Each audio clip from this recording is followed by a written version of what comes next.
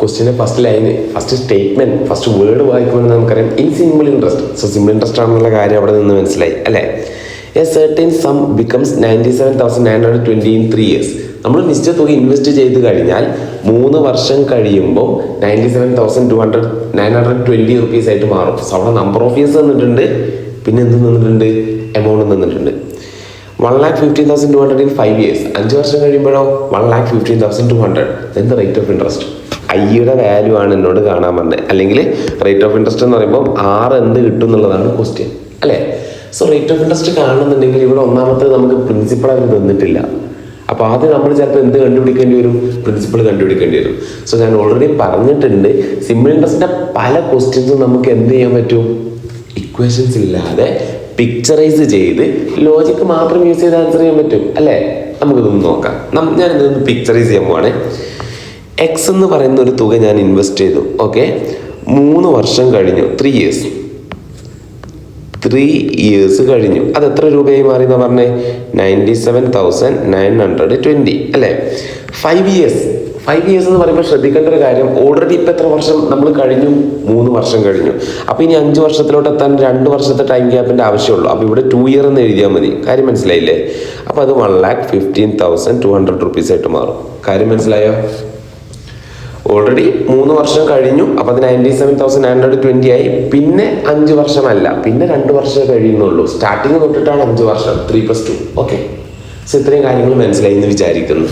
Okay, അതായത് അവർ തന്ന data ആ ഒരു 2 ലൈനിനെ ഒറ്റ ലൈനാക്കി നമ്മൾ പിക്ചറൈസ് ചെയ്തു.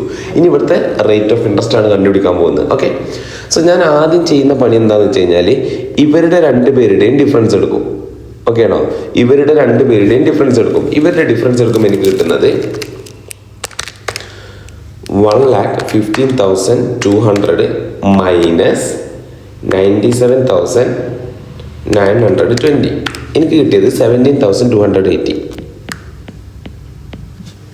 ഓക്കെ, സോ ഇതിന്റെ ഡിഫറൻസ് എടുക്കുമ്പോൾ എനിക്ക് കിട്ടുന്നതോ 2 year.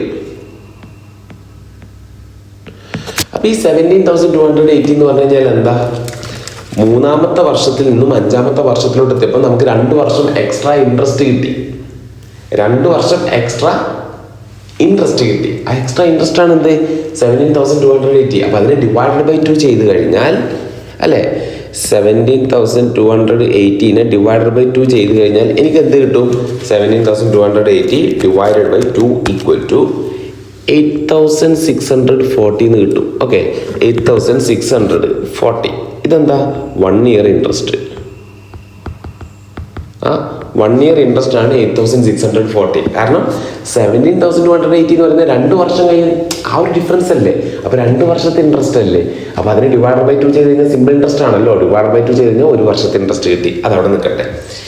ഇതെന്താ 97,920 എന്ന് പറയുന്നത് 3 വർഷം കഴിയുമ്പോഴുള്ള എമൗണ്ട്. ഈ 3 വർഷം കഴിയുമ്പോഴുള്ള എമൗണ്ടിൽ എന്തുണ്ട്, ഒരു പ്രിൻസിപ്പൽ, അതായത് എക്സ്, നമ്മൾ ഇനീഷ്യലി കൊണ്ടുപോയി ഇൻവെസ്റ്റ് ചെയ്ത X plus interest plus interest plus interest, 3 വർഷമല്ലേ.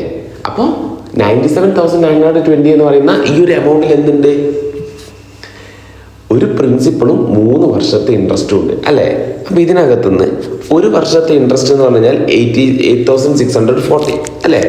അപ്പോൾ 8,640 ഇൻറ്റു 3 ചെയ്ത് കഴിഞ്ഞാൽ എനിക്ക് 3 വർഷത്തെ ഇൻട്രസ്റ്റ് കിട്ടും. ഇൻറ്റു 3 25,920.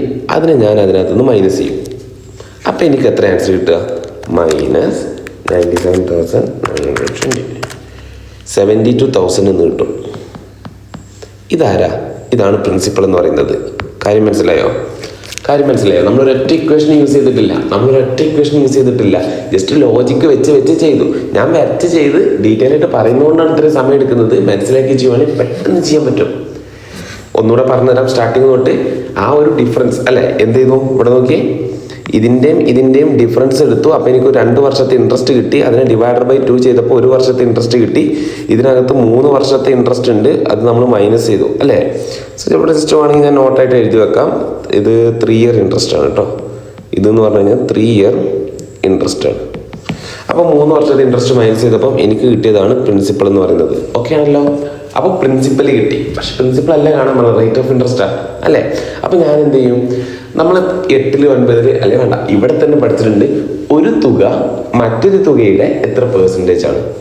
ഒന്നെങ്കിൽ നിങ്ങൾക്ക് I = പിന്നെന്ന് പറയുന്ന ഫോർമുല യൂസ് ചെയ്തിട്ട് റേറ്റ് ഓഫ് ഇൻട്രസ്റ്റ് കാണാൻ പറ്റും. പക്ഷെ ഞാൻ പറഞ്ഞില്ലേ, ചെറിയൊരു കോൺസെപ്റ്റ് കിട്ടിക്കഴിഞ്ഞാൽ നമുക്ക് എളുപ്പം ചെയ്യാൻ പറ്റും. എങ്ങനെ, ഒരു തുക മറ്റൊരു തുകയുടെ എത്ര പെർസെൻറ്റേജ് ആണെന്ന് എങ്ങനെ നമ്മൾ കാണുക. ഇവിടെ ഒരു വർഷത്തെ ഇൻട്രസ്റ്റ് അല്ലെ, ഒരു വർഷത്തെ ഇൻട്രസ്റ്റ് എത്രയാ, 1 ഇയർ ഇൻട്രസ്റ്റ് എന്ന് പറയുന്നത് 8640. അപ്പം 8640 എന്ന് പറയുന്നത് 72,000 എന്ന് പറയുന്ന പ്രിൻസിപ്പളിന്റെ എത്ര ശതമാനമാണ്. സോ കാൽക്കുലേറ്റർ എടുക്കുക. 8640 ഡിവൈഡഡ് ബൈ 72,000 ഇൻറ്റു 100 ചെയ്യുമ്പോൾ എനിക്ക് കിട്ടുന്നത് 12. That is 12%. 12%. കാര്യം മനസ്സിലായോ? This is the final answer, 12%. ഒരു തുക മറ്റൊരു തുകയുടെ എത്ര ശതമാനമാണ്.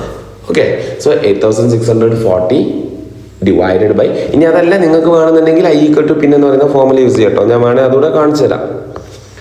ഇപ്പം ഞാനിവിടെ എന്ത് എഴുതി, I = പിന്നെന്ന് പറയുന്ന ഫോർമുല എഴുതി. സോ ഇൻട്രസ്റ്റ് 8640 എന്ന് പറയുന്നത് ഒരു വർഷത്തെ ഇൻട്രസ്റ്റ് ഈക്വൽ ടു പ്രിൻസിപ്പൾ എന്ന് പറയുന്നത് 72,000 ഇൻറ്റു I കണ്ടുപിടിക്കണം. എന്ന് പറയുമ്പോൾ ഒരു വർഷം അല്ലേ, ഒരു വർഷത്തെ ഇൻട്രസ്റ്റ് ആണല്ലോ 8640. അപ്പോൾ ഇതിനവിടെ കൊണ്ട് ഡിവൈഡ് ചെയ്താൽ മതി. കാൽക്കുലേറ്റർ എടുക്കുക. 8640 divided by 72,000. Okay, equal to എടുക്കുമ്പോൾ 0.12 കിട്ടും. ഇൻറ്റു 100 ചെയ്യുമ്പോൾ അപ്പോഴും നിങ്ങൾക്ക് R = 12% എന്ന് കിട്ടും കേട്ടോ. പക്ഷെ ഞാൻ പറഞ്ഞില്ലേ, നമുക്ക് കോൺസെപ്റ്റ് വെച്ച് ചെയ്യുവാണെങ്കിൽ അത്രയൊന്നും ബുദ്ധിമുട്ടേണ്ട ആവശ്യമില്ല, വളരെ എളുപ്പത്തിൽ ചെയ്യാൻ പറ്റും. മനസ്സിലായെന്ന് വിചാരിക്കുന്നു. സോ